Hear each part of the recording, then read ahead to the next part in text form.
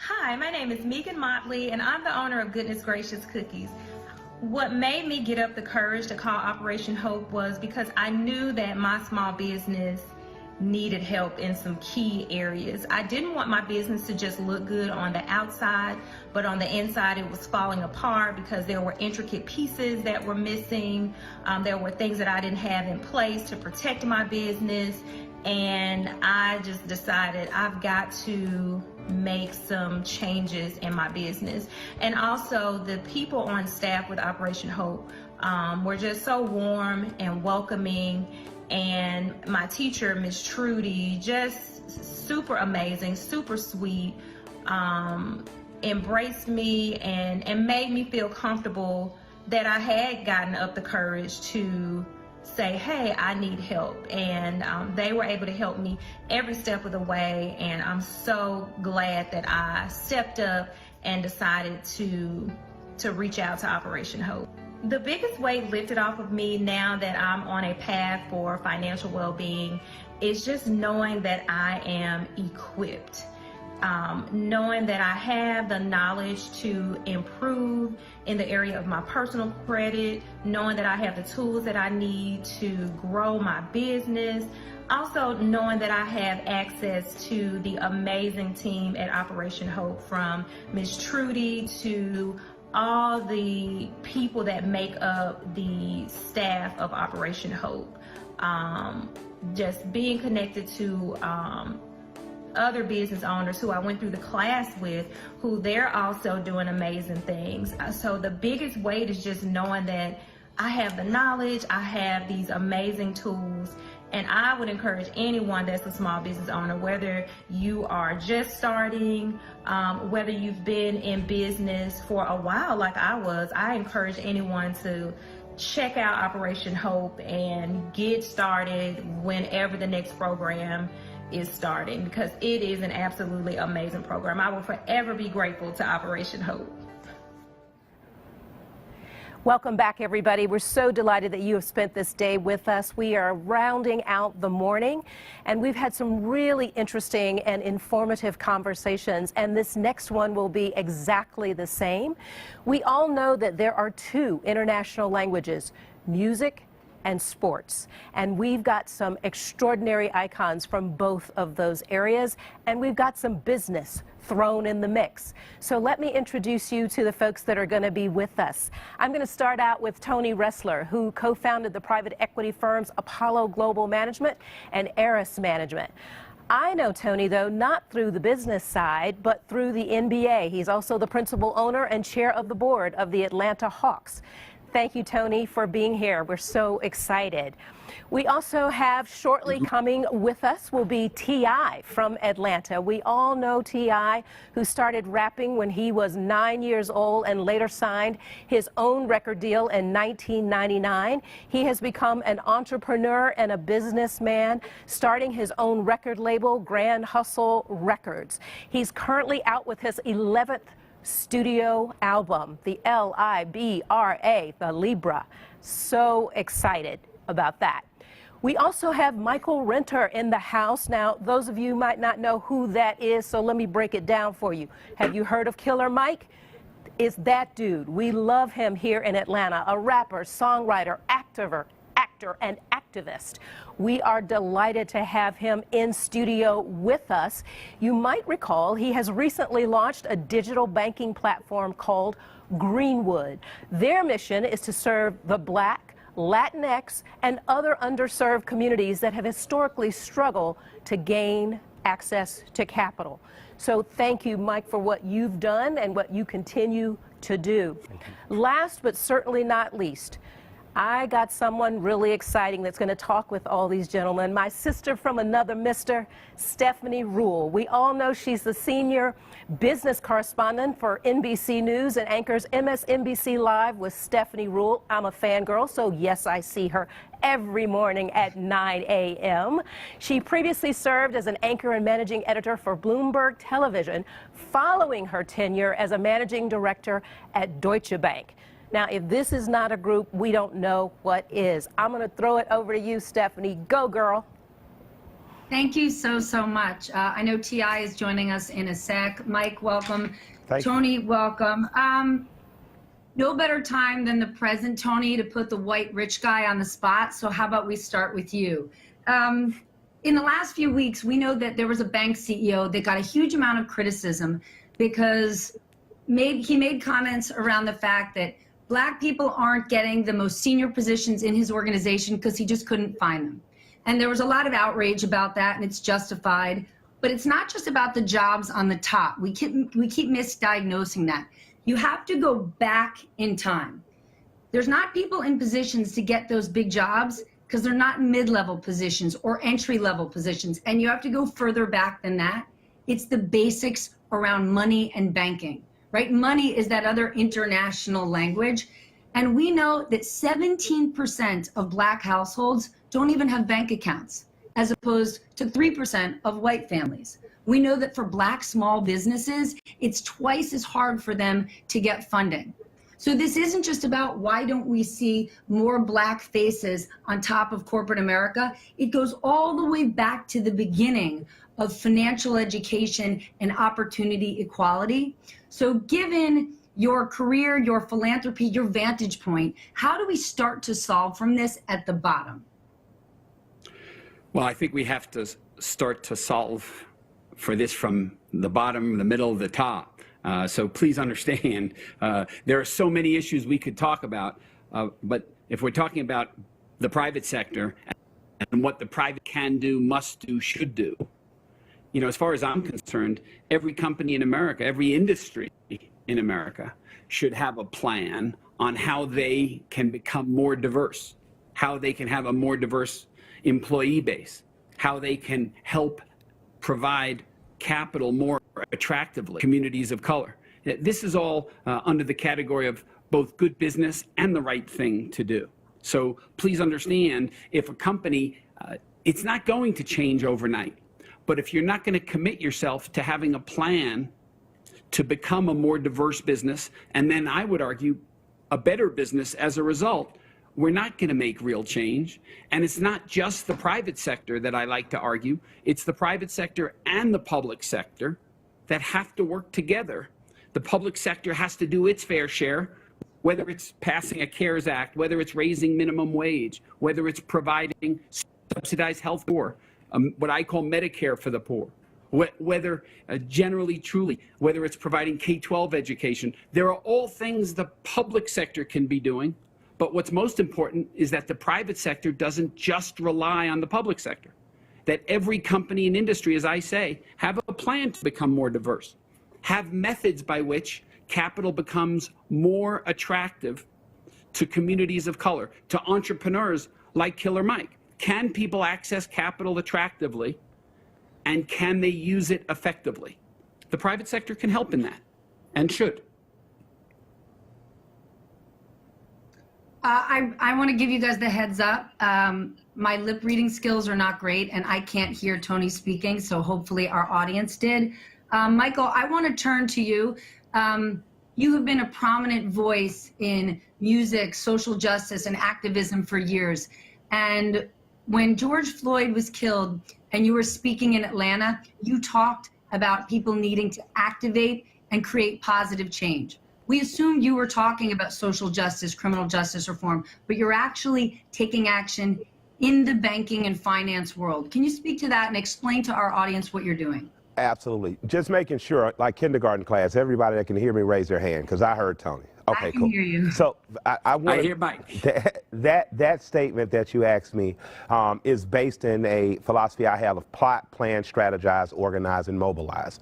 And I learned that working in the 501c3 world, in the world of organizing, where I learned that philosophy and made it my own under a woman named Alice Johnson and Reverend James Orange, formerly organized with SCLC with Amb Young and Martin. And people tend to think of social organizing only as a thing of society and social and political issues and things. They tend not to understand that in Martin's last years, his final 2 years, he talked about ending poverty, talked about leveling up economically an underserved community, blacks who had been basically locked out of being able to be capitalists in this system or being able to practice any type of effective capitalism past the communities they were locked in. He understood how that shrinking also shrank greater society, stopped people from involving with one another.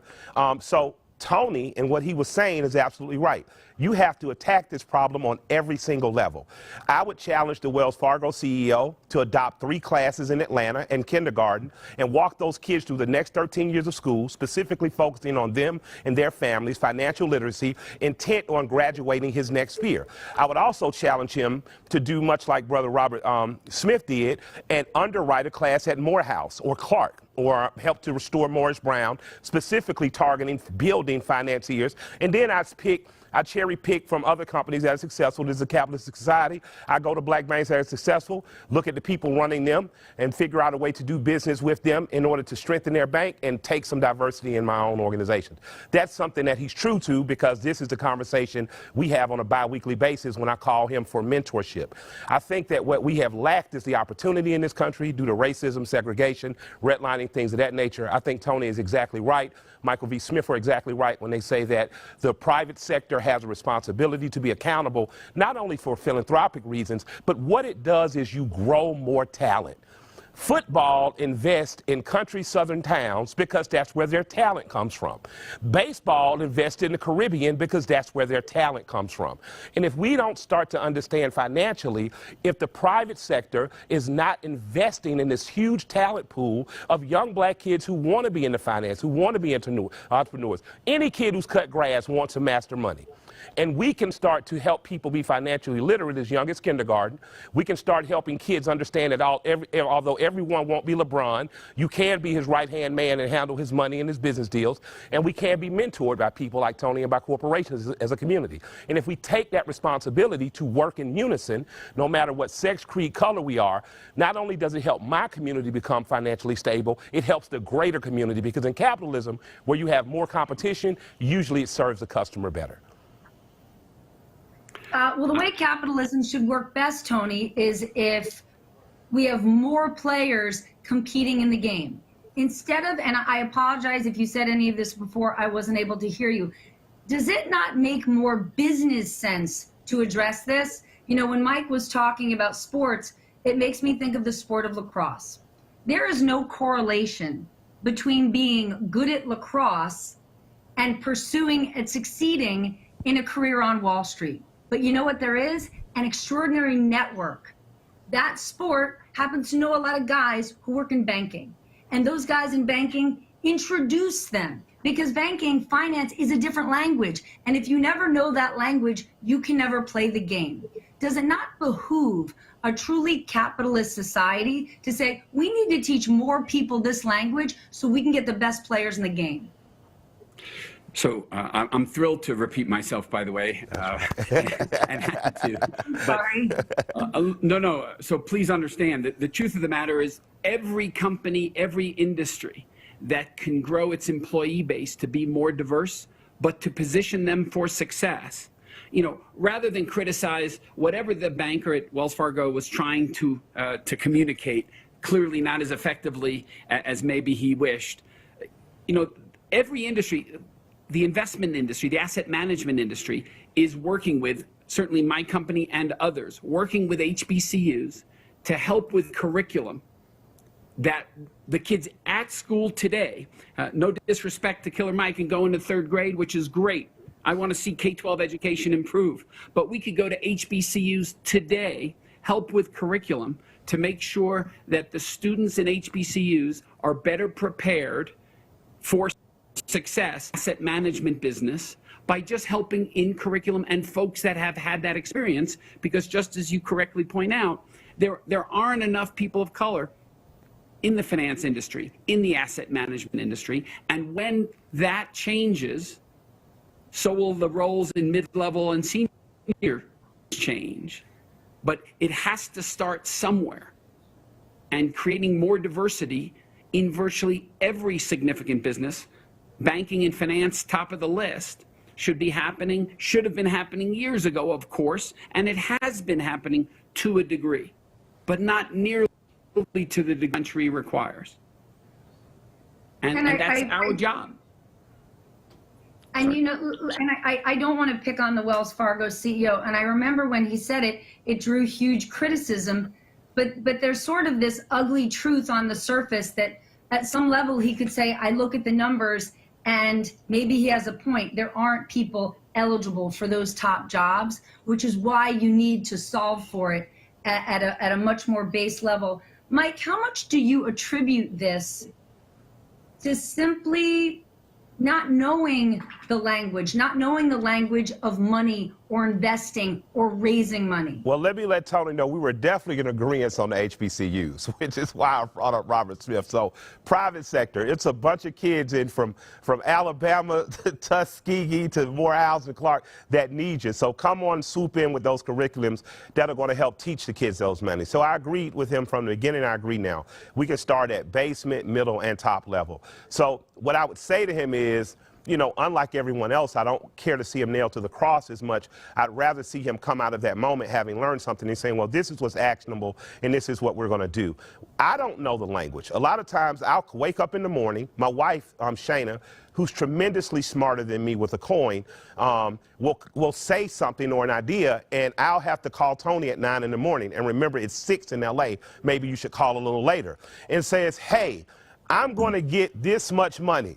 My instinct says, I make enough money yearly, okay, we don't want anything extra. Maybe I should put that away and focus on not pulling and buying a new Lamborghini or Ferrari.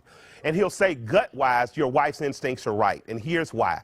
This is how you grow and compound interest. This is what you do versus simply paying 45% of your taxes. So I'm learning, but I'm learning a new language. So her instincts that are just base raw minimum, she was raised by a woman who ran a shot house. So she thinks a coin very differently than I do. Her gut instincts are right, and he has taught us the language. I think if that happens in school before grad school, if it happens freshman year, if it happens senior year going into freshman year, you come out in 4 or 5 years with a population that's financially literate, ready to teach that to their family members as they go along. But beyond that, they're ready to enter the banking sector. They're ready to enter the finance sector in a way that's going to individually grow them and grow their money in their communities of color. Tony, from a philanthropic standpoint, I know I'm going off on a limb a little bit here. You've done a ton over the course of your life in terms of education.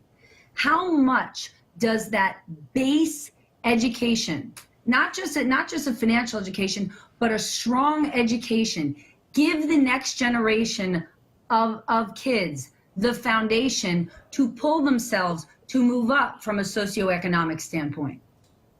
A quality K-12 education, access to affordable college or career studies is critically important, and everyone knows it. The question is, how do you improve K-12 education? But just one example to Mike's point. Why isn't 12th grade, every high school senior should graduate with finance under his or her belt that says, here's how I open a checking account, here's how I take out a small business loan, this is the importance of compounding in my investment account. No one takes and is required to take finance as a senior in high school and comes out and doesn't know how to take a car loan or open a checking account. What am I missing? Black, white, why is it that way? Why is it that way? Why did I take calculus in high school and I don't know how to do my taxes? Because we're trying to grow rocket scientists or production workers versus growing people who really want to participate or have the ability to participate in this country's economy. And I think that we need to radically change schools in that way. But that's my opinion. I'm going to let Tony give his. I just interjected there. And I hate, on this issue, we are 1,000% in agreement. Listen, Bill Gates passed and funded, from what I understand, trying to put science, math in high school across this country, in curriculums across high school. I salute that. I welcome that. But basic finance that says when you come out of high school, you know how to buy a house with a home mortgage, open a checking account, you know the power of compounding, you know the difference between a stock and a bond. This is critically important for this country. It's critically important for people of color coming out of high school. It's critically important for white people. It's critically important for Asian people. But the reason this could be more complicated than they're willing to discuss today, but that curriculum should and could change. But it's all part of sending the message that, frankly, folks like Mike, are far more influential than folks like me, which is we have to introduce basic financial literacy across this country, and it will help people better themselves.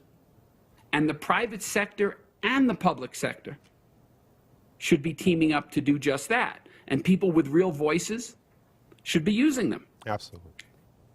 But Tony, I think that's maybe the most important point. While Mike has tremendous impact and influence, it's the partnership with people in your position that are really going to get us to the next level.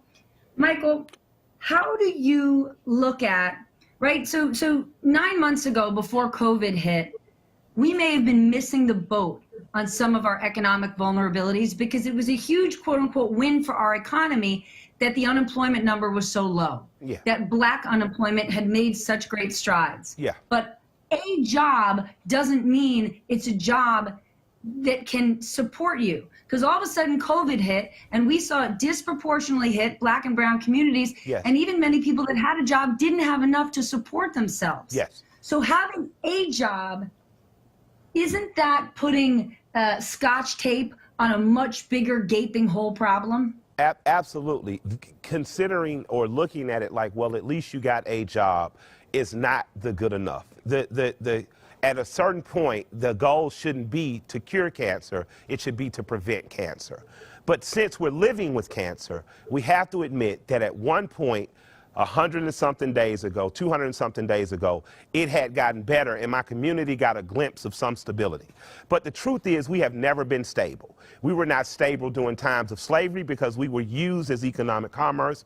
We were not stable for the years after Reconstruction because we were destabilized by things like Jim Crow, redlining, the promise of GI bills that never came, underfunded neighborhoods. So we've never had true stability. So I think that rather than argue the points of was it better with lower unemployment or better now, it begins for me to say, well, what can we do right now as a form of triage to stop the bleeding and do what we can in the maximum to correct that. And in the very maximum, what we can do is start a campaign, if nothing else, to start basic financial literacy. I didn't join Greenwood the bank just because I thought America needed another bank. I knew that there were special problems on Martin Luther King, a couple streets up from where I grew, a couple streets up from where T.I. grew up. There were special problems there. We saw banks move brick and mortar locations. We saw liquor stores and check cashing places come in. We saw families that were moving with $200 a week all of a sudden have $160 because they were being charged 20% on $1 in cash checks. So my thing was, if there's a digital platform that will provide an opportunity for people to keep all their money so that instead of spending that $40 simply to cash, they can now save 20. They can put 20 in a long-term saving. They can save 20 for their Christmas or whatever. That is the beginning. And I say that because I'm not being idealistic. I'm not a rich rapper that's always been rich as this has happened. I grew up a poor and working class kid. From 3 streets from Martin Luther King. I grow up there. My grandparents, who grew up on pennies in the very rural South, managed to save enough money to buy 1 rental property that helped subsidize raising my sisters and I. Now, that's not the old American dream of MTV Cribs, but that is the very real American dream of we are at the start of wealth for our community. Black people are only 57 years free. And the generation that's my age, that's in mid-40s and mid-30s up to mid-50s, are going to have to start seeing ourselves as a foundational cornerstone for our grandchildren versus saying, I want it all now. We're not going to get it all now. If you are fortunate enough to make hundreds of thousands, $1 million, or to gain any asset to leave to your children and their children, you should not only be learning about financial literacy at base level, you should be learning what a trust is. Because I knew at 24 I was too stupid to keep anything my grandparents left me, so thank God they waited till I was in my 30s before they died. Because if I would have been 24, I would have just sold my grandma's house, which is now worth triple the value, and my sister lives in it and can now pull out equity and make sure her son has a better education. But I didn't know that because I didn't know that from school. I knew that because 2 old people who were burly with money raised me. So I think that on a very base level, people who look like me, people who are my age, can start taking the self-accountability of learning to be financially literate. We can start making sure our children are, and from the public and private sector, we need allies and we need people investing in us and investing in our communities so that we can start to generationally grow in the way that America has promised and given every other group, but we have only had 57 years of a peek into it. Michael was blessed with grandparents who were focused on wealth creation, even if it wasn't a great deal of wealth. T.I., to Michael's point, we need to make sure that next generation is financially literate. How do we do that if we're not? How do we start to turn the page and not just ensure that people have jobs, but that they understand wealth creation, real estate, owning your own real estate, starting being an investor doesn't mean that you're wealthy. It means that you're building a foundation. How do we start getting the African community there? Well, I think that, I believe there are three things that plague our communities that kind of keep us downtrodden, especially financially. That's the lack of education, the lack of opportunities, and the lack of exposure. Okay, now we have substandard education in our public school systems versus the public school systems that are available to our Caucasian neighbors across town in Buckhead rather than Bankhead, where I grew up. We have much less opportunity to go around to all of the people within the community of Bankhead than our Caucasian neighbors have in Buckhead, and much less exposure to create ambition and vision for the future of tomorrow for our children on Bankhead rather than Buckhead. So if we can get better education for our children and our neighbors over on the west side, if we can get better opportunities for our children and our neighbors on the west side, and better exposure, more exposure to things to create higher levels of ambition, higher levels of expectation, higher standards for ourselves and our children to reach, I think that will allow us to not only teach with words, but to be able to have people in my generation set a visual example that can be followed. You know what I mean? You can replicate it, you can scale it, but it's there. You know what I mean? So I think those are the things that we really need to get to our communities as quick and fast as possible. Tony, what do you think, especially as it relates to business creation and real estate, right? When we have particular communities, generation after generation, living rental lives, they don't build anything. But again, to what T.I. and Mike just said, please understand this is a public and private discussion.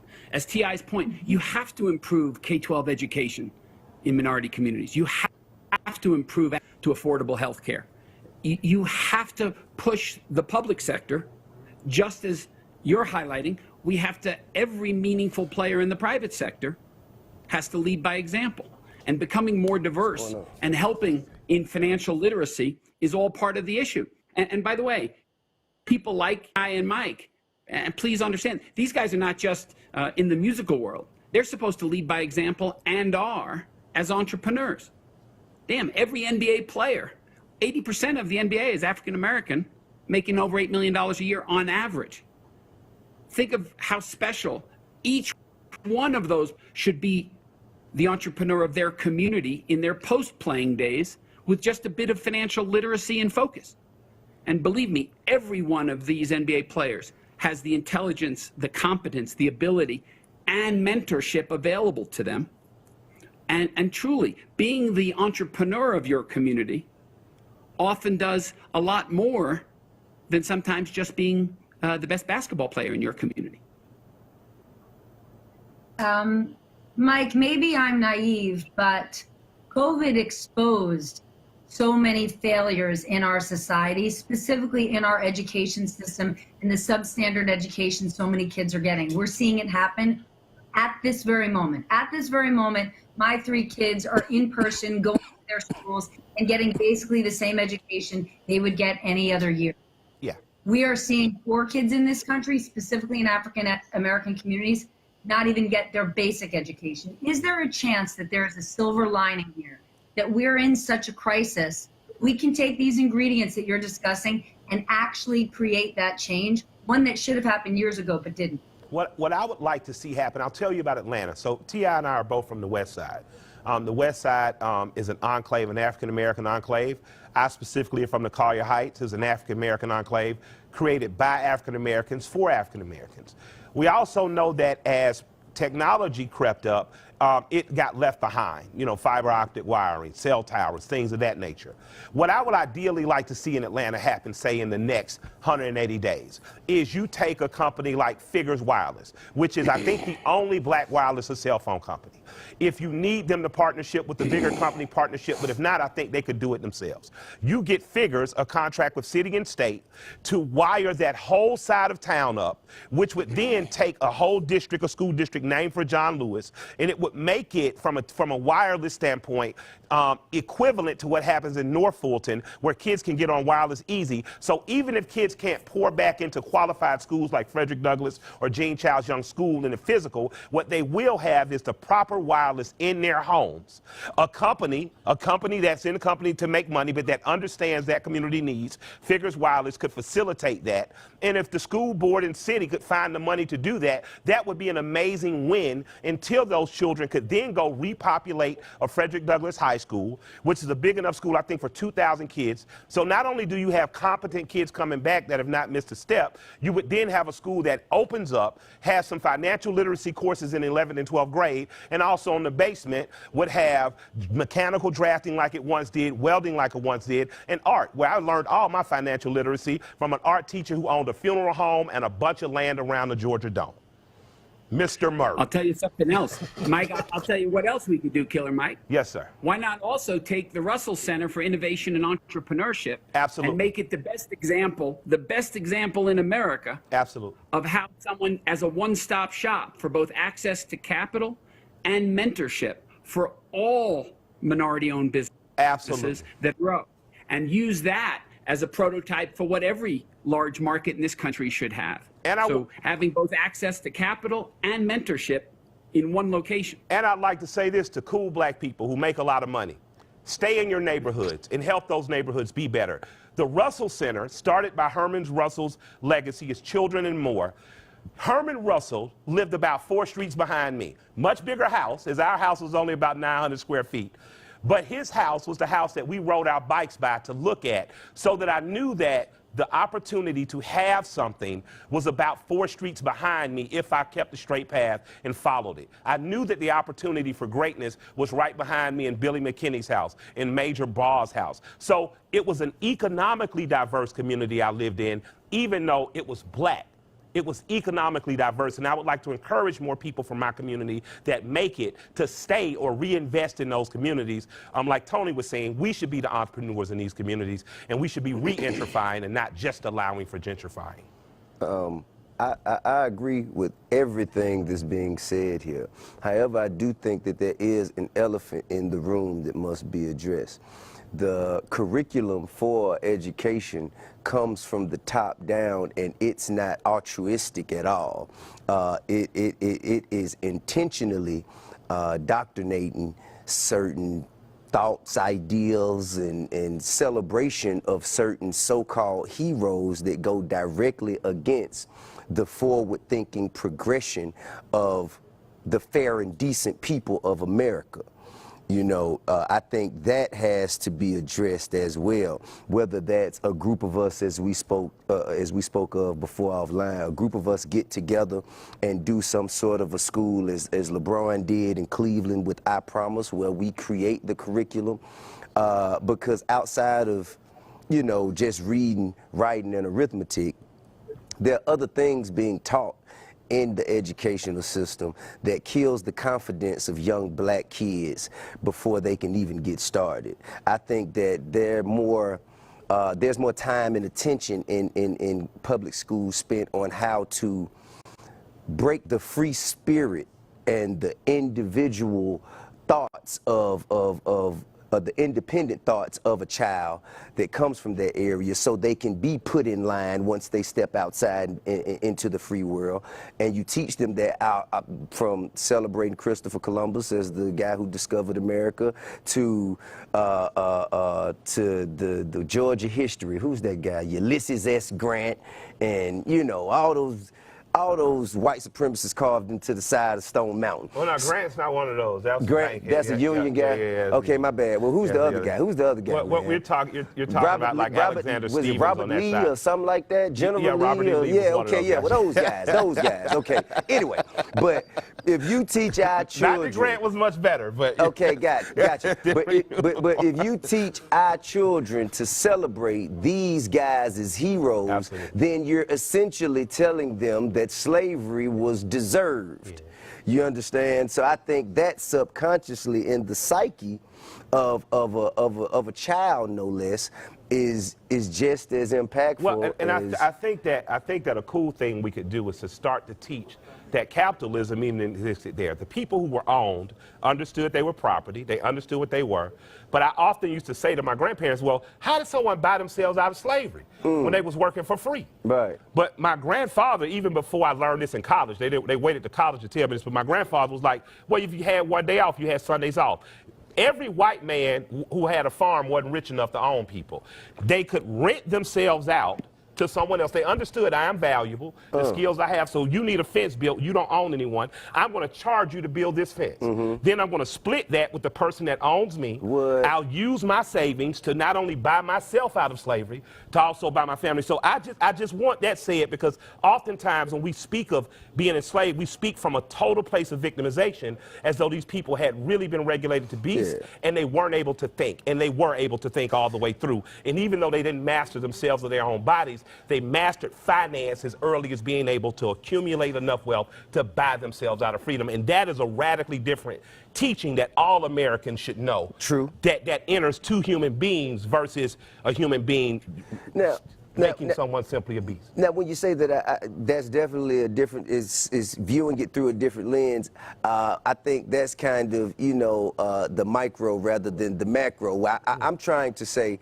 No, I agree with you. I was just saying, in addition to the unteaching, we got to teach that black people been about money a long time. Absolutely. I mean, we've been taking the worst and making the best of it forever. That's the same way. That's why trap music is here, because of the crack era. Absolutely. You know what I'm saying? The crack era came. We made more money off rapping about crack than people made on crack. You see what I'm saying? So we've always, always been making the best of a bad situation. But I'm saying, like, as Malcolm X taught, anyone who's still depending on their oppressor to educate their children is lost. Yeah.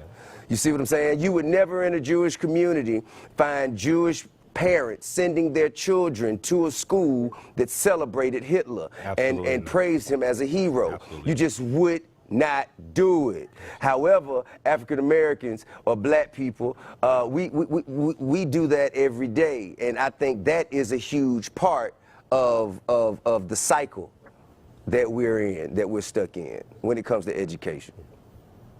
Tony, I want you to help us make the business case of this public-private partnership, that it's not just about businesses are so successful, they should give back. Help us understand why it makes sense for business. Look at Atlanta. If the city of Atlanta was bigger, stronger, better, smarter, when people came into town to go to Hawks games, they wouldn't be going to the game and then leaving again and going back out to their house in the suburbs. And now if you invest in communities, in cities, in businesses, everyone will thrive, including that business on top. So it's not just a philanthropic effort, it's a business case. Listen, the private sector should do what they think is both the right thing and good business. And by the way, as T.I. is saying, the private sector should influence a changing curriculum in public education. No question about it. And just as an aside, if you look at Wing today, and I'm not trying to brag or anything, but if you look at what we're doing in State Farm Arena right now, Atlanta and Fulton counties had a real problem. It just coincidentally, it's not a coincidence, I don't want to be cynical, you know, African-American communities had 3, 4, 5-hour waits to vote. You come to State Farm Arena, you're in and out. Private partnership. We're getting over 20% of the voters in Fulton County putting their vote in Fulton County at State Farm Arena. And by the way, we have 300 Hawks employees helping that go smoothly. Yes, we are proud of it, but that is a public-private partnership that is making voting go more effectively in Fulton County. That's a good thing. And there's a whole lot of good things that the private sector could influence the public sector to do, and it will make for a better country. And it's just that simple to me. Tony, you should be proud of it, and I'll tell you, we are certainly grateful for it, because the work that you're doing, T.I., Mike, the advocacy and the efforts that you are putting forth is certainly going to help more people rise, most definitely the next generation. I want to thank all of you for participating today. And of course, as always, I want to thank John Hope Bryant. There is no other person in this country taking on income inequality and financial literacy quite like he is. And I'm lucky to know him. Thank you guys so much. There's no doubt. Thank you. Thanks for having us. Good to see you, Tony. Thank you, guys. Stephanie, thank you. All right, Mike. Yeah, see you guys. Tony, love you, man. Tony has to be the coolest billionaire I've ever met in my life. We need more of those. So first of all, I got to give some love. Excuse me. What's going on, brother? How you doing, man? Long time no see. Love you, man. Yeah, we've been tested for COVID. Don't worry about it. Thank you for having me. Thanks, my pleasure. Everybody bow to royalty there. Absolutely. We all know the great Lisa Borders has been fantastic. It's been what a great way to close. Drop the mic. I love the quote. We've made much more money talking about selling crack than we ever made selling crack. Absolutely. Definitely. Yeah. And to that point, every artist and every professional athlete with a B in front of their name now, or next to their name, billions, didn't make it in professional sports or being an artist. They made that money when they made that jump to business. So they got their rep, they got their credibility, good cash flow, good net worth in the arts and in professional sports. That's called making money. Mm-hmm. That's called getting paid. Mm-hmm. It's even getting wealthy.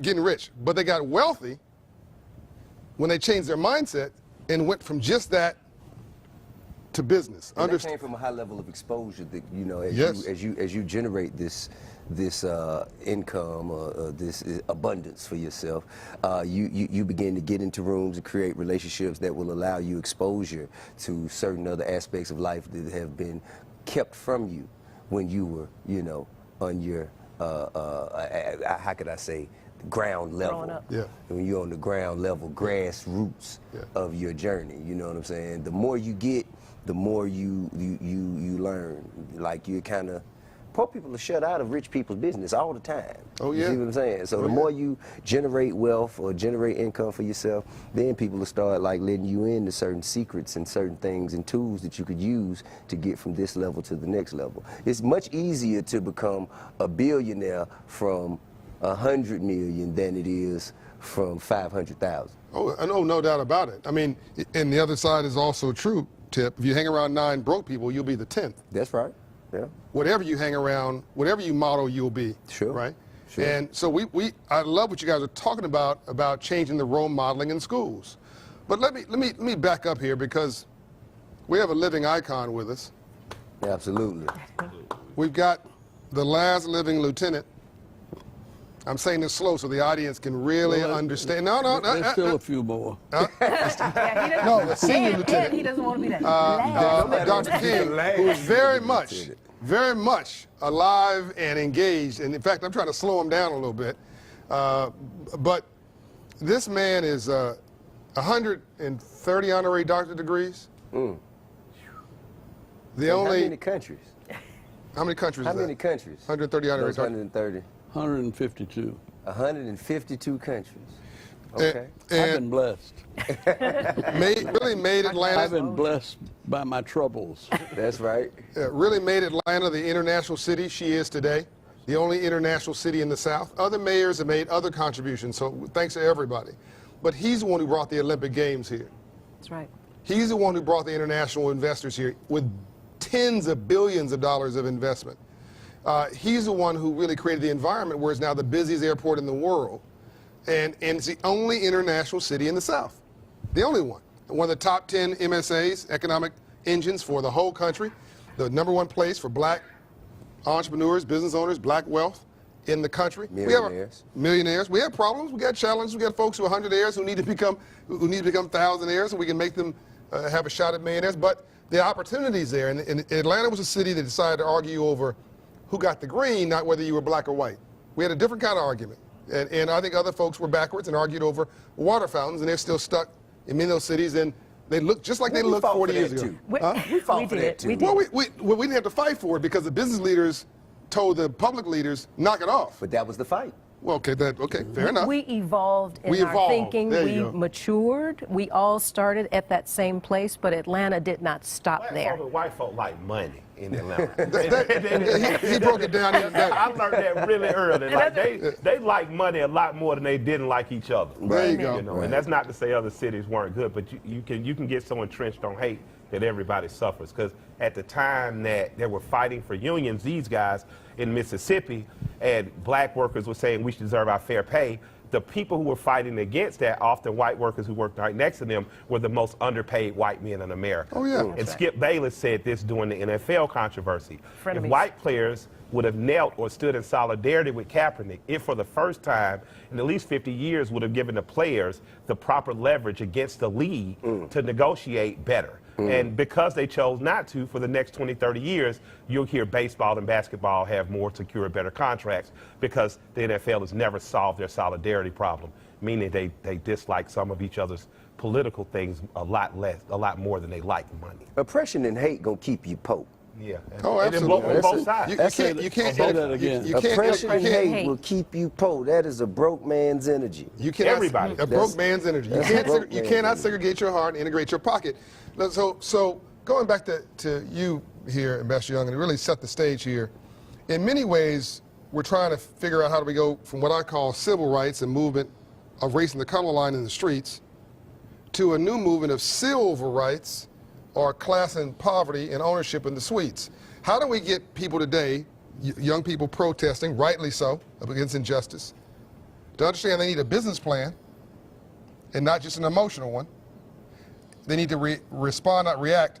How do you get them from the streets, which is their frustrations are rightly so and justified, to transition to the suites? Well, let me just say that I think of all of you all as my children.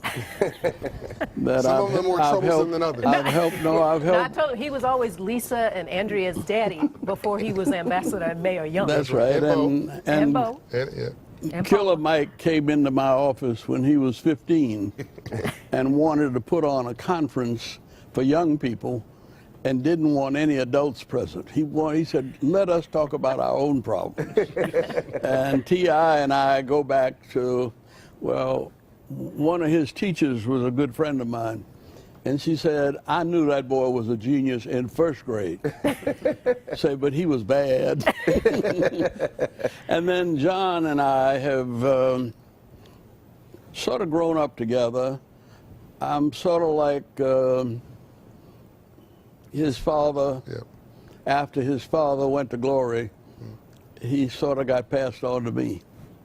And I tell you what, you all have made me proud in this forum, as in the last year and as in the work you're doing all the way. But let me go back to my childhood, because I was blessed. And I was blessed because it was a crisis. And by the way, didn't you fight in the civil rights movement with her father, Lisa's father? Yeah. Grandfather. Okay. Her Grandfather. Sorry. Yeah. But Tried to put some age on you. I was in sixth grade when Pearl Harbor started. And we did something that I think kids nowadays could do. We realized that America was at war. And we had to find ways to help the war effort. So we started as kids, 10 years old, picking up coat hangers, getting newspapers, and buying saving stamps and war bonds. And so I had a savings account with a couple of $100 in it. See, in elementary school. Wow. Because the classes competed with each other about how much money we could make on weekends. So I went around the neighborhood collecting everybody's newspapers and selling the newspapers, coat hangers, picking up bottles, see, cutting grass. And because it wasn't just that we were patriotic, it was that the classes were competing against each other. And I always wanted my class to bring the most money to save us from the war effort and Adolf Hitler. I grew up with the Nazi party on my corner of my house, so Nazism and white supremacy was real to me from 3 years old, 4 years old. And my daddy told me, don't get mad, don't let white supremacists get you upset. If you get mad in a fight, you lose the fight. Don't get mad, get smart. See? And you're going to be little all your life. You're never going to be able to beat up anybody, but if you stay cool, you can think with anybody. And I think that that's what I hope now. I hope we take this crisis as we took the Second World War, as an opportunity to bring the economy. We ended up not only bringing our neighborhood economy up together, but we ended up creating a global economy by 1944 for the entire world. And I see this corona crisis as leading us in that direction. And I think what you're doing, Killer Mike, and I'm helping you, working with you with Greenwood. But I think we could go to the grammar schools and let the kids start with bank accounts. Yes, sir. That Cox Cable, whenever it puts cable near a school, it always puts cable in the schools, wherever they are. Now, AT&T and Comcast, if they got a cable line going anywhere near a public school, we need to get them to go ahead and wire up that school so that they can be ready for the virtual future. And by the way, Comcast, who's providing all this infrastructure, has a program where they're giving away computers and internet access to low-wealth communities at no cost to them. Yeah. And that needs to be scaled up. Most of us don't even know that program exists, by the way. I think awareness is key. Yeah. And it may exist that they have wired some of our elementary schools. I don't know that, but that's the kind of thing that helps them make money and do good. Absolutely. Now, the second thing is, education didn't used to cost this much. That my wife got her master's degree at Queens College in New York for $16 a semester. But what that meant was that she was paying taxes on a master's degree salary for the next 60 years, or 40 years. And UCLA used to be $40 a semester when I was in high school. And I almost went to school out there, but I chose Howard University instead, because I was the only black person on the campus that summer, and I felt lonely. But so I'm saying that we've come a long way, but the way we've gotten here is still an open pathway. Good point. And whenever we make up our minds to do the things that, I mean, you had Doug McMillan, the CEO of Walmart. CEO of Walmart. #1 Fortune 500 company, I believe, in the world. But I've been to Bentonville, Arkansas, and I saw the little store that he started, that Sam Walton started from. Yep. And so we know that poor people, high school education, have visions, and they can grow the largest business in the world if they have access to capital. Now, our businesses have not had access to capital. And that's what I think you and Greenwood are trying to do. Absolutely. Make available access to capital. When I became mayor, there was a company that had 1,500 employees, and they couldn't get a line of credit from any bank. That was just in 1981. And we had redlining in Atlanta till 1989. That's right. And so we can change. With all of the things that have been going on, we didn't work on integrating the money nearly enough. Now, we did it in terms of, you know, affirmative action in the construction of the airport. Minorities got 41% of the Olympic money, and everybody agreed to that. But because we had an Olympics that cost $2 billion $2.5 billion, another 10 or 15 billion dollars came into Atlanta, and the white community got 90% of that because we were able to get 41%. Well, as Stephanie Ruhle would say, expand the table and add a seat. Money. What you're saying was, what I'm hearing you saying is, by expanding the economic opportunity, everybody got more. Everybody got much. However, he also said that the 10 to 12 billion that came as a result of it, 90% of that went the other way, correct? Yeah, That's right. Yeah, but at least black folks got $1 billion, which we didn't have before. No, see, we It's got to get out of that. It's a great place to start. No, but I'm You're building saying on that. that You're building on that. All of us are building on that. Yeah, however, we'd be building from a lot greater place if everything was even as it should be. I'd like to have poverty resolved in the world, too. I'd like for my mother to like me every day of the year. That ain't happening. Let's not, it's not an either Okay, or. we're off topic. It's not an either or. He's still bad. Back to what you were saying.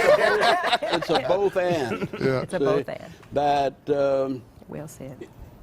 you can look at it as the glass is half full or half empty.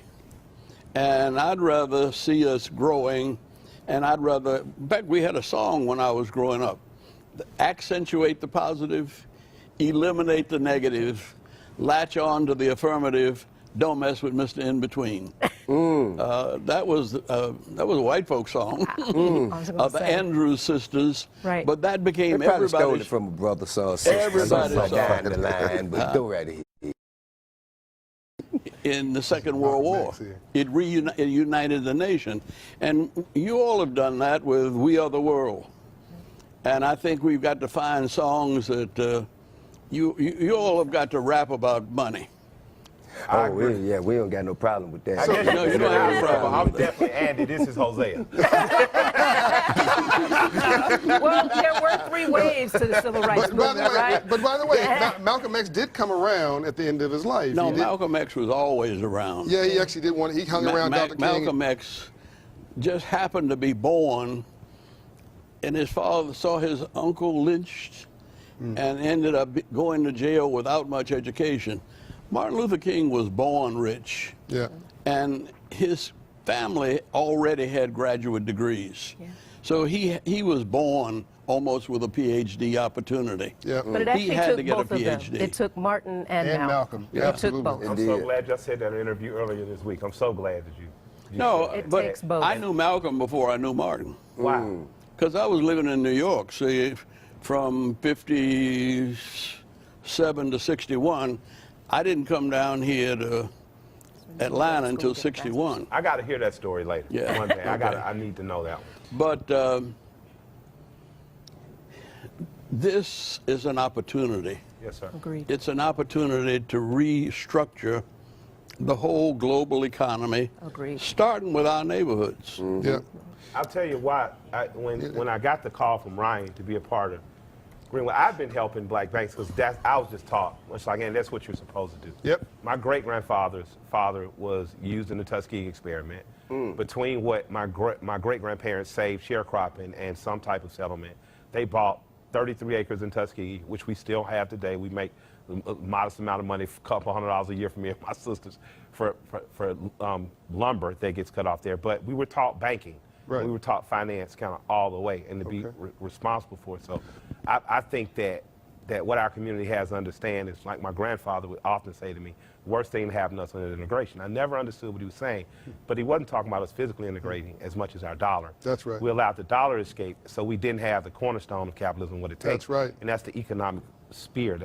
So by him calling, when Ryan them called me, I was interested because I'd done all this free work for banks. Right. I hadn't ever went to a bank and said, you give me a certain amount of percentage off each card, which I could have done. I'm savvy enough to say, if I go get you 1 million accounts, give me this. But that wasn't my purpose. Again, I'm the Andy of the crew. I was like, what's going to be better for my community? Right.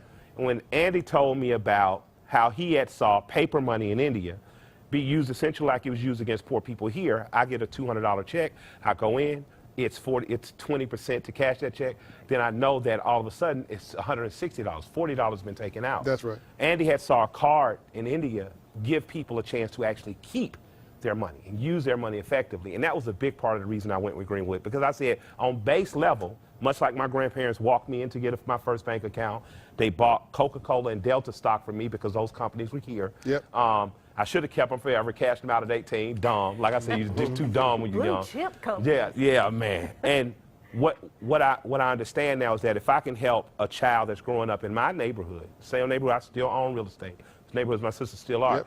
To understand money at 10, 11, 12, like I understood it. Yep. And my grandparents made me pay for half of my first pair of Adidas. If I get that understanding of that kid, then that kid who's a potential water boy on the side of the street or a shoe cleaner, sneaker cleaner in the mall, grows to have an entrepreneurial mindset. And people think it's always about, I'm making a Madam C.J. Walker, I'm making an Alonzo Herndon, but they forget about the 200 people under them that were employed. That's right. The 200 families that were enriched, the 200, That's right. the 400-600 people that were better educated. I'm here in part, not only because I've had great mentorship in people like Andy or Amb Young, but my family was full of nurses and working class men, and I had one cousin who's like an aunt named June. And being a simple nurse wasn't good enough for her, like everybody else. She went and got the highest, I think she became an anesthesiologist at the end, just right under a doctor, but she stressed education to her son, my other cousin and I, who grew up right there in Tow together. So all of us ended up, my cousin, her son went to Purdue, my other cousin went to Savannah State, I ended up going to Morehouse, and there was this friendly competition between us because of the exposure was right there in my family, the exposure to what money could do.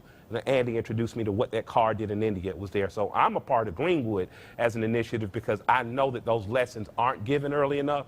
And as we as an institution can provide that and grow into an institution that has lending and gives capital to black people, I know that we stand a chance in this society. Let me go back to one thing that you were saying about slavery and give you another point of view. Okay. There were 27 black millionaires in Louisiana before the Civil War. And W.E.B. Du Bois talks about that in Black Reconstruction. But when you really know your black history, you realize that the founding fathers were a very thin layer of very educated and brilliant men. But all other white people weren't like that. That's right. Most of them came from urban areas in Europe. That's right. Where they had no education, no understanding of farming. See? The slaves who came here, all of them had been living on the land. Agricultural geniuses. There had been, And not indentured servants. there had been universities in Africa since 1100. So long before they were in Europe. If you go back to Egypt, even before the Old Testament, they built the pyramids. Right. And if you go to Cairo and see who built the pyramids, the Pharaoh who built the pyramids, they don't even have him on the main floor. They have him in the basement. You know why? He's a short black guy with an afro and a big nose and nice luscious lips. See? And so the black people who came here as slaves didn't come here with no talent. That's right. That's right. I mean, Frederick Douglass was a slave. And a businessman. But he became a businessman. He taught himself to read. He created worth of real the estate. Freedmen's Bank with Abraham Lincoln. Yep. And he was one of the leading politicians. He is truly one of our founding fathers. Absolutely. Sure. See? Absolutely. And so we have never been just victims. No, not The at all. South could not have survived without us knowing how to plant cotton, and with George Washington Carver developing the peanut I agree. and the sweet potato. The richest city in the world is not just Mississippi, 1850. That's right. I agree with all that. I agree with all that. No, but I'm saying that the only way we were kept down was through physical violence. Right? See, and whenever we accumulated something, they found a way to take it from us. This is true. And that's why you've got to have the politics and the economics and the education and the spirituality all coordinated. But you know, AY, Ambassador Young, sometimes I think that when Tip's talking, sometimes it's Tip talking, sometimes it's T.I. talking. And when it's T.I. talking, he's channeling the voice of tens of millions of frustrated people who may not be patient enough to hear, turn the other cheek, whatever the message is. And he's trying to, I think, give them voice, in their frustrations voice. At the same time, sure. Tip is saying, now that said, you can't react to this, you got to respond. And Tip's the one that owns the real estate on the west side. And, sure. Tip's one that has a multicultural interchangeable. T.I. and Tip and T.I. I can't tell them the difference no more. Yeah. But I can't tell them apart. But what I'm saying is, all these things considered, all these things being as true as they are, there is no reason, absolutely no reason, we should sit back and continue to be marginalized and left out of the financial discussion when it is our efforts that made this country what it is right now. So what I see is what the teacher saw, the genius in first grade. That's right. See? And what John has put together here, and remember, Lisa was sort of the one that pulled together the Women's Basketball League. President of WNBA. And my wife did. Yeah. I was like, so she's the women's Roger Goodell. Yeah. But we've had, what I've seen here just this morning is potentially the answer to not only black people's problems, but to the world's problems.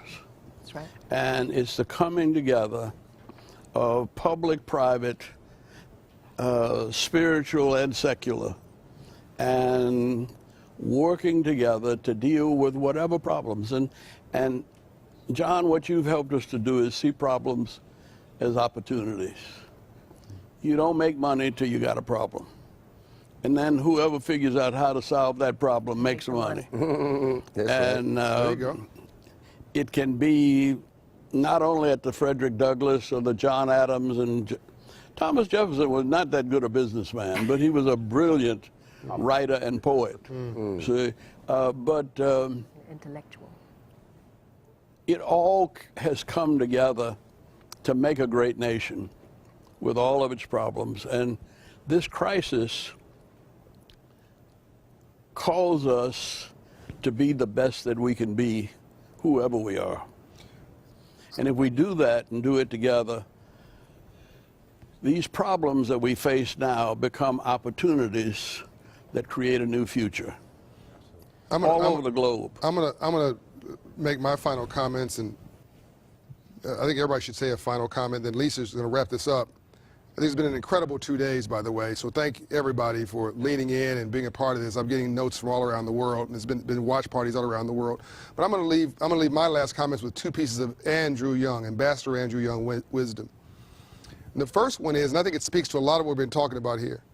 Ambassador Young has taught me that in a crisis, everybody has to win. So how do I translate that? Talk without being offensive. Listen without being defensive. Here's a big one now. Always, and I mean always, leave even your adversary with their dignity. Because if you don't, they'll spend the rest of their life trying to make you miserable. Because now it's become personal. You can't even solve the original problem, because now they feel rightly or wrongly offended. They feel insulted. Now they might be completely wrong, but now you stepped on their dignity, and now you got to fight. And if you just leave everybody with find a gracious way to leave people with their dignity, and a gracious way out of their own ignorance, they might turn that storm into a rainbow, because you cannot have a rainbow without a storm first. This leads me to my last piece of Ambassador Young wisdom. I said this at the beginning. I'm going to end it with this. Ambassador Young was running. He was a young man trying to figure out who he was. He was, I think, just going into divinity school. He'll correct me, of course, if I get this wrong. And he's on this run, Tip, and he's running up the mountain, down the mountain and up the mountain. And he thought that running and energy was enough to work off his frustration. So he's running. Think about an angry man. He's running. He gets there to the top of the mountain. He's exhausted now. He's got to stop because he's exhausted. He's out of breath. He's forced to sit for a minute with himself. He looks around.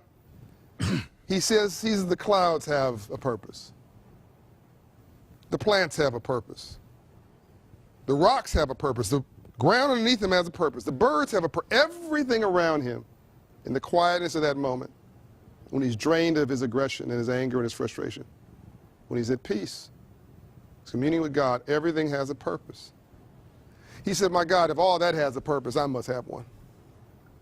I must be valuable. Let me now figure out what my purpose is. If we could help people who are wayward, who are lost, who may be rich but not wealthy. In other words, they got money but they don't have a purpose. Maybe they're making a lot of money. Maybe they're a billionaire, squillionaire, but they feel hollow inside, but they can't admit it to anybody. Maybe we can find a gracious way for some of them to redeem themselves in the eyes of whoever they admire, to do good for others. Who knows? I don't know. It's none of my business. That's between them and God. But whoever it is, wherever they are, a good person, bad person, we can find people, give people a gracious way towards redemption. I think a saint is a sinner that got up. We're all sinners. We all fall short of the glory of God. We've all screwed up yesterday. Like I said, I love my mother. She didn't like me last week. Today. Yeah, let's do it. Now we're here. Let's do it today. So let's wrap it up, and then Lisa will drop the mic. Killer Mike. Oh, man, I'm just happy to be here, John. I'm happy to be here with Andy, you, Lisa, my friend Tip. I'm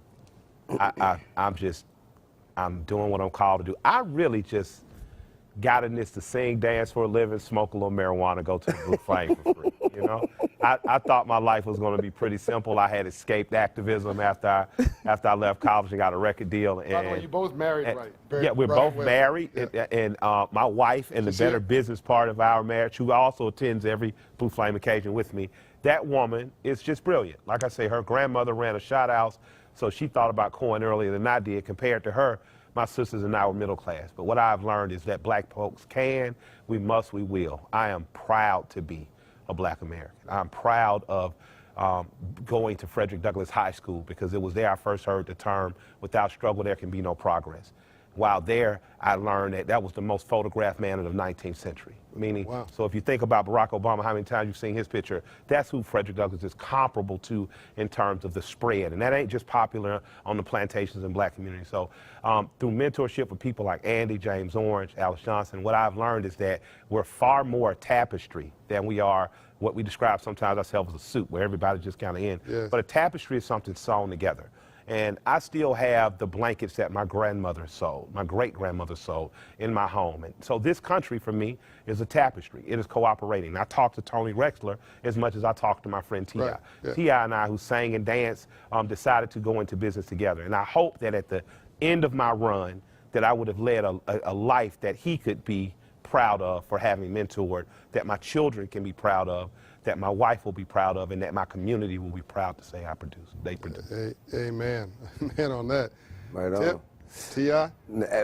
Well, at 40 years old, just turned 40, September 25th, remembering how it felt to be reminded that as a teenager, that I was in the percentile of the most likely to fail. Yeah, I used to tell him. Whether a lot. The most likely, you know how many times I heard that from 13 to 19? Wow. Man, statistically speaking, you know, you probably not gonna be here by 21, so have a good run, you know what I'm saying?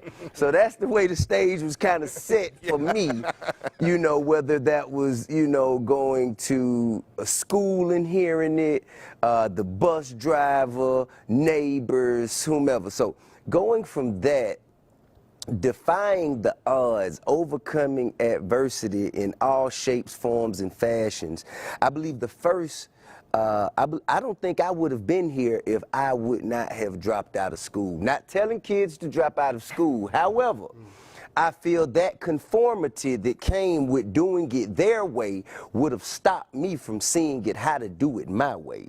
And nobody could have taught me through education or anything else. Nobody in that institution could have taught me how to do what I'm doing right now. Well, you're in good company.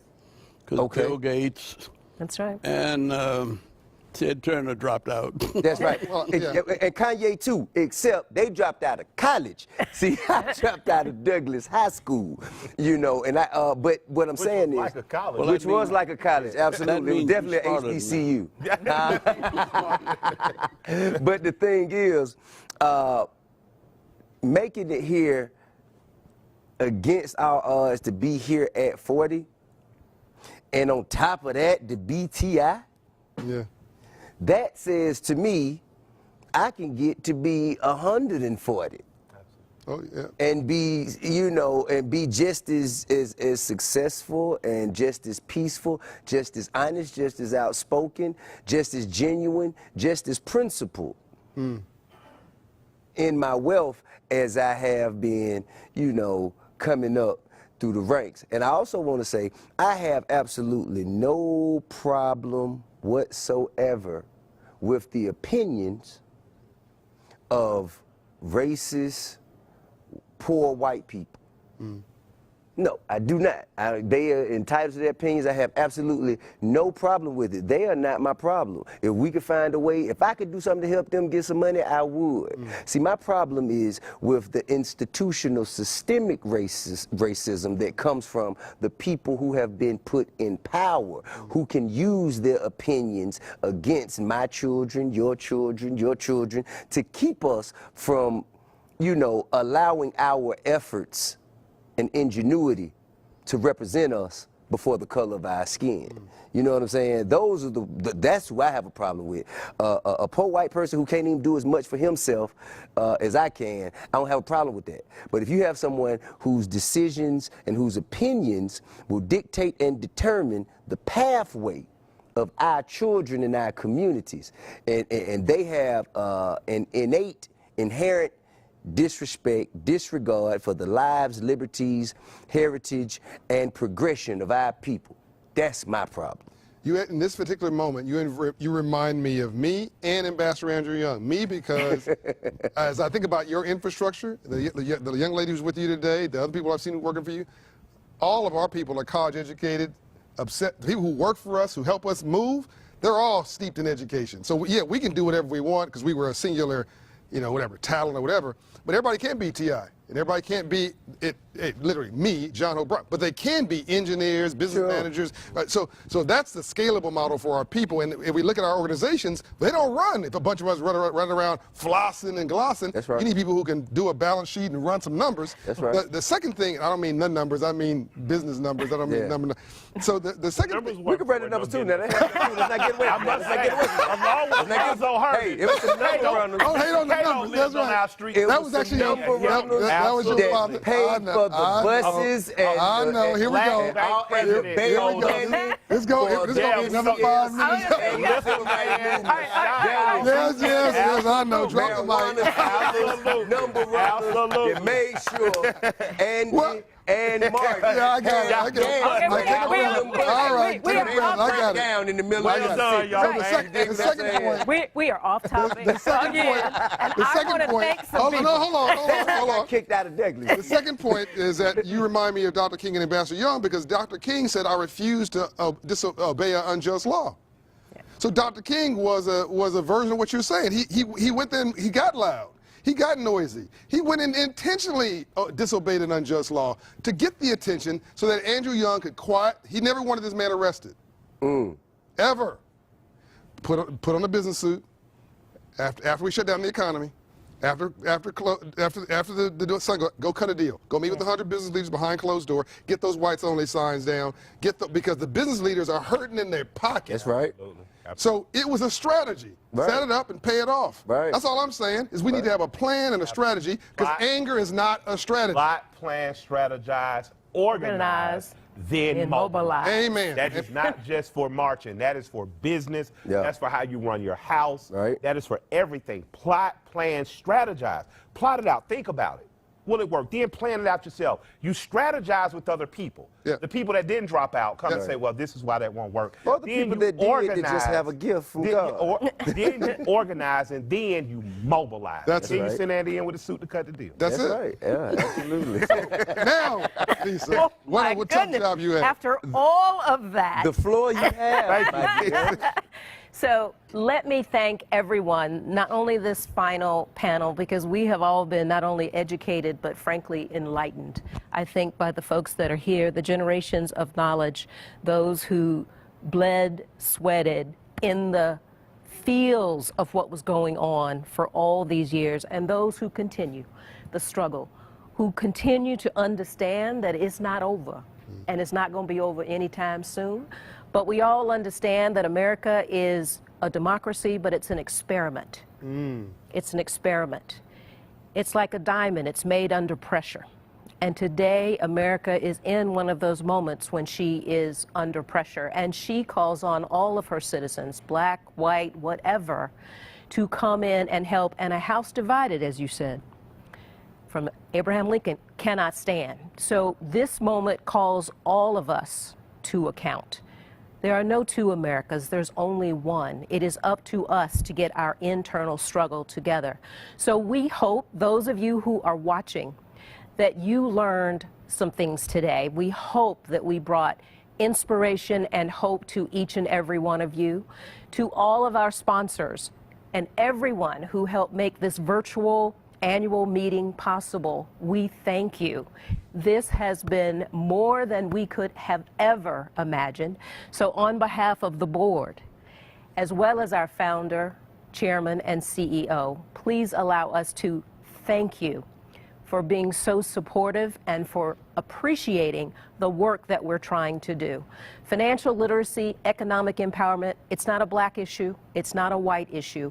It's an American green issue. And we look forward to continuing this work until we work ourselves out of business, because that means the problem has been solved. Get down. Can I, You know your next album. You know what I'm saying? can I have a closing prayer? Please. Do whatever you like. And the prayer really is what you were talking about, the realization that I came to on the top of that mountain. It was that the kingdom of God is within you, and you, and you, and you, and you, and all of those that we meet, that we are created in the image and in the plan of the creator of the universe. And the more we go within, the better we can do without. And we will see each other as God sees us. And Jesus, one of his messages was, the kingdom of God is within you. And so all of the work that you do, however you do it, is an expression of the creativity of the God that created the whole universe. Wow. And just like the stars don't bump into each other, we can learn to get along and each do our duty as the Master taught. Amen. Let Amen. the church say amen. Everybody, Thank you and God bless. remember the Hope Global Forum was here. We delivered. Now you must. Everybody remember, 1 Million Black Business Initiative dropped today. Shopify committed $130 million over 10 years. I know you guys missed this. To help set up 1 million black businesses over 10 years. Okay. They announced that today. Their president, Shopify, is the second largest e-commerce player in the world. So go to 1 Million Black Business. Sign up to take your dream all the way up the ladder to reality. It's not only no cost to you, it's an investment in you. So now there's no excuse for you to double down and make a brand about you. Let's go. All right.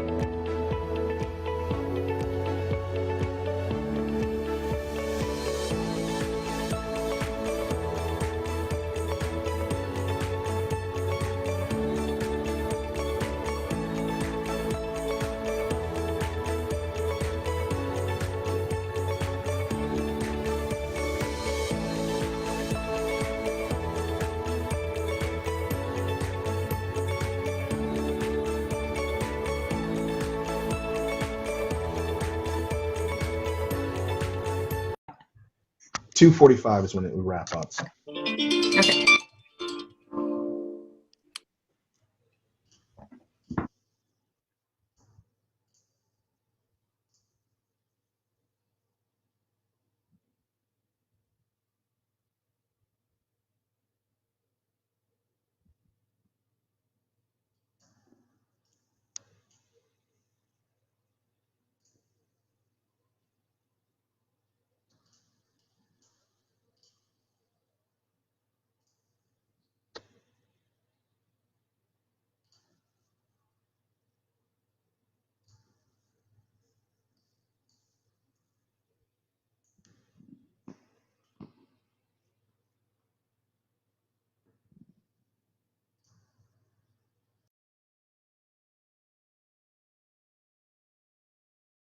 with everyone.